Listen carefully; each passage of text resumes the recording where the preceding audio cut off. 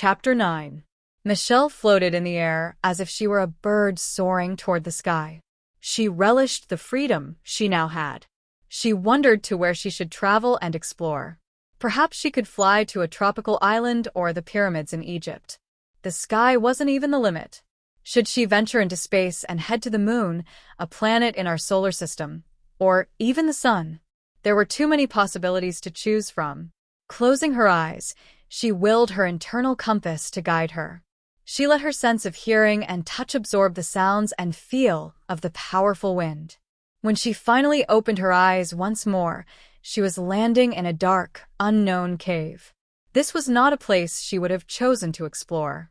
If anything, it was a place she would have avoided at all costs. Not wanting to stay there a minute longer, she attempted to fly away. But her feet were somehow cemented to the ground. She tried to break free, though she wasn't making any progress, when a gurgling sound rose to greet her ears.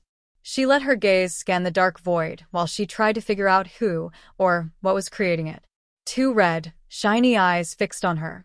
She gasped and kicked her feet to break free. But she couldn't.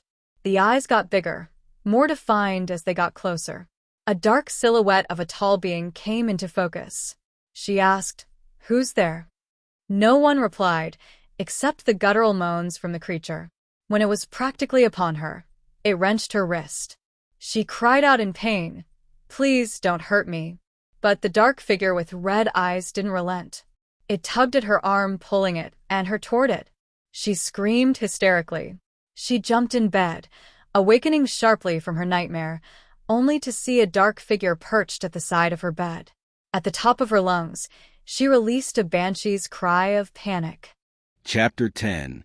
Derek really didn't think things through when he slipped through the zippered opening into the girls' lodgings. In his mind, he had to act fast before the assailant hurt Michelle. But instead of saving her, he'd freaked her out. There was no intruder. Michelle was having a nightmare. He should have left them before any of the girls awoke. But seeing Michelle crying and thrashing in her bed was unbearable. He couldn't let her suffer like that. He'd just wake her and then leave.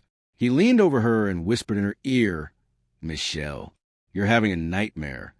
It didn't seem to register. Instead, she sank deeper into the hell her mind conjured. He touched her hand gently. She was ice cold.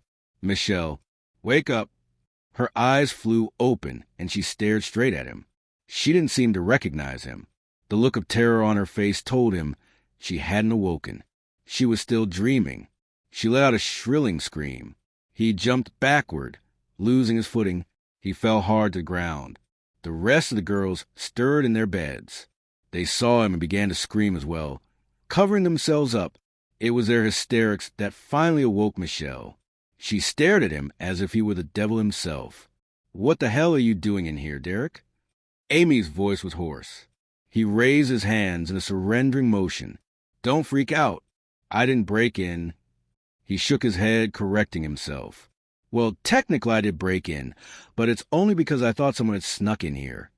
Cassandra asked, obviously not believing his story. "Why would you think that?" "I was taking a walk outside."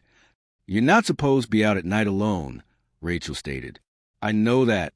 It's just that I couldn't sleep, and I figured a walk would help me. Anyway, I was walking outside when I saw a dark figure walking this way. Then I heard Michelle scream. I thought someone had broken in here and was hurting you," he said, speaking directly to Michelle. "I ran in here and saw you were having a nightmare, so I was trying to wake you." Cassandra scoffed. "And we're supposed to believe you." "Derek isn't lying, girls," Amy affirmed. "He wouldn't ever do anything creepy." "It's true. I was having a nightmare," Michelle said in a weak voice. She seemed awfully pale and still shaken. "Are you okay?" he asked, concerned. It seemed he'd been asking her that question often of late. She sighed, nodding. She combed her fingers through her dark locks. He pointed to the tent's opening. "Well then, I'll leave. I'm sorry I woke and scared you all." "It's okay," Amy said, smiling at him.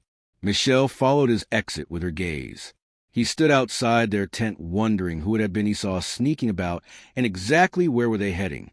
He'd try to sleep lightly tonight and make sure the mysterious wanderer didn't pay him a surprise visit as well.